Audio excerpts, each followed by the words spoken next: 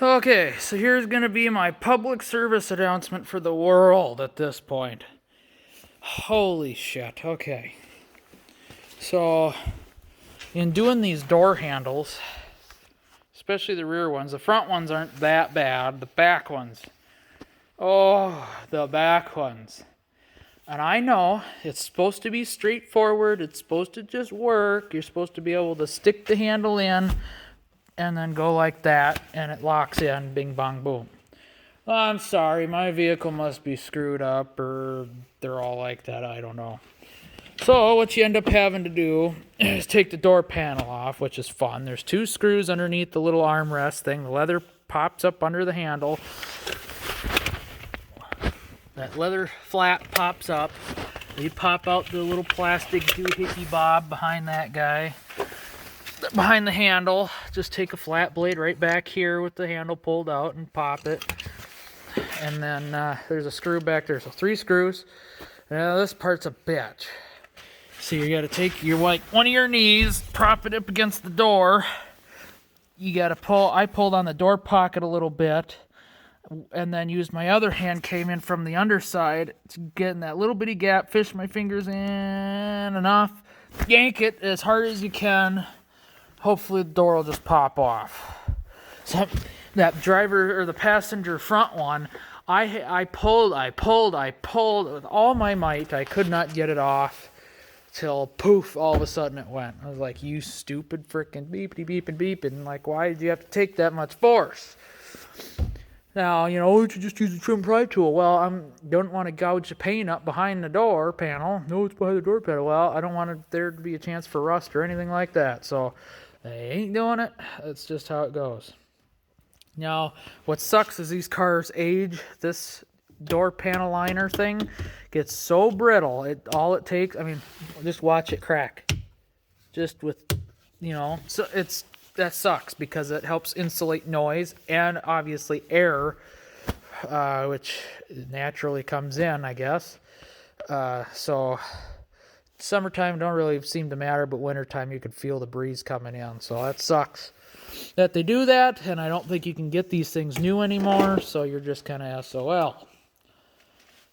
Now, why you have to take the door panel off is because I take a flat blade screwdriver. I don't know if you're going to be able to see it or not. Oh, probably not, because yes, you can, ever so slightly. Let me see if I can get the camera to focus in there. Probably not. Okay, well, you're just going to see my screwdriver go in. I go in through this hole up here. Okay, I got to figure out where my screwdriver's at while I'm looking at the camera. Okay, look at that. Okay, see? Push on the top. You might have to push from the bottom and then slide your way up, but you're going to hold that latch back. When the door handle is in, it is pushed up tight as you can get it, pulled all the way back, pushed in, and then with it pushed in, or this tab, you push it in. This is where 2 people comes in handy so much. I'm not even joking. Not even kidding. So if that other person would push in on the door handle with it pulled back, and then with it pushed in, push it forward when you're pushing this tab downward. Because that's about the only way I could get that stupid latch to sit in the handle. The handle's got, the handle has a little lip that is supposed to go in and catch that latch and drag it back into that slot. Well, I couldn't get it to do that. I got it. The annoying thing is I broke my new door handle for the passenger side because I could not get it. And I'm on the back side and I'm pounding on it trying to get it to go in. But I think somebody had glued this fricker before, because if you look at that white crusty in there. Now there's also white crusty in here along that lip, that edge, all around. Kind of like it had been glued before. So I'm going to have to try and re-glue it and hopefully get it to go back on, this on. And I had to pull the other door panel off, this door panel off too. And you can see that inner door panel just comes apart in pieces at this point. But I had to put the old door handle on for the moment. just so I had a door handle. It's not supposed to be so damn difficult, but it ended up being that way. But I don't think I was able to do that over here, but maybe I could. Give me a second here. Yes, you can. Okay. Well, you know, when I was looking in when the door handle out, it didn't look like I was going to be able to do that at all. So, chrome door handle. Of course, it doesn't look like much now. And I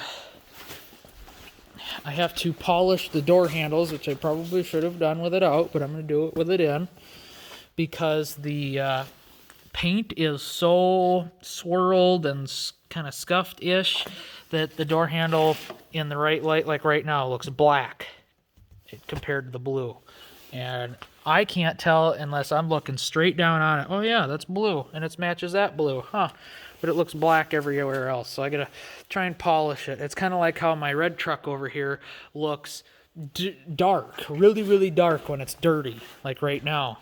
But when you wash it, it comes out almost a cherry color, a brighter cherry color. It's interesting to see that two-tone, dirt versus clean. So, got my new seats in. I got the new battery hooked up. Hopefully I don't drain it opening the door a billion times. Unfortunately, this transmitter did not work as intended. It's a brand new door handle, brand new, OEM. But for some reason that transmitter, and granted the ad said for a CTS, but it's the same exact design door handle and fit and finish as the STS door handle. So I don't know, there must be a computer, shouldn't be, but for some reason there might be some kind of computer talking function that's different between CTS, STS, but that's where I had to have the fob up against the paint, but this one doesn't work at all. You want to know the disgusting thing? And I would much rather have it the opposite, is the other side still works perfect with the new door handle. Perfect. In pocket, grab door handle, unlocks. Why? Why? Because the chances of finding a chrome door handle in blue, new, with transmitter, you know, that isn't $150, yeah, good luck. And you can see these almost a matte finish because they're so damn scuffed up. So I don't know how those are going to come out, but those will look good with the chrome stripe they've got on them. So chrome stripe, no chrome stripe. So I got the wheels on. I started polishing this side with some Mother's Mag aluminum polish, and then kind of realized, is this doing the result I really want? And I'm like, I don't think this has enough cutting power to cut through all the spider webs.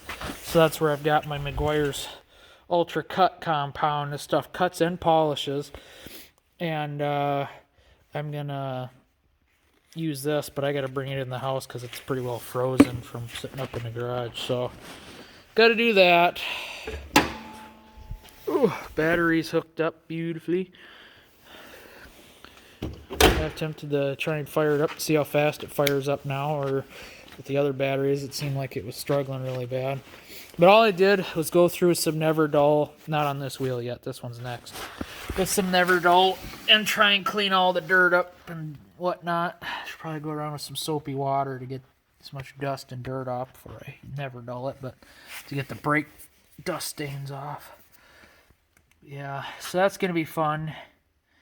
But they'll come out looking pretty well like new. The whole car's got to be buffed anyway. I mean, I went down that silty road that day I got in that accident, and I don't know if I wiped dust off or I think I washed it by hand with dust on there, and it just left swirls relentless. And I was like, I just buffed this car, and it was looking pretty well like new. I couldn't hardly find any imperfections on it. And it was like insult to injury. My goodness, no injury, but, you know, insult, get backed into and go down the dirtiest, siltiest road after the accident and then get home and wash the car and then ruin the entire paint job. Like, yeah, man, that's just what I wanted. So, yeah, it's just the fun stuff of life. But, and I did some more investigation, and the passenger seat is exactly like the old passenger seat, pretty much. You know, this is where I was feeling mainly, and this feels pretty supple, not bad, not bad. Get down here, and it's more rock hard bolstering. But I think what it came down to is how much wear these seats have actually seen, how many hours somebody's ass has sat in it, heavy ass with that. And the driver's side is a lot more supple than the old one sitting here. So I'm pretty excited about that. I gotta swap this thing over. They busted the tabs off, but it is so much more supple. I tell you what, everything, it's still a little on the firmer side, but let me tell you, it gives in when you touch it. It gives in. It's unbelievable. This is still a little firm, but I think everything else, even the headrests, are supple compared to the old ones. So now they don't have cooling function that I know of, because you flip the seat up and all there was a foam pad on the new ones. I gotta flip this old one up and see what that looks like. I went out and got this guy, McGuire's or Mama's or something, buffing cone thing. What we got down here? I don't know what that is.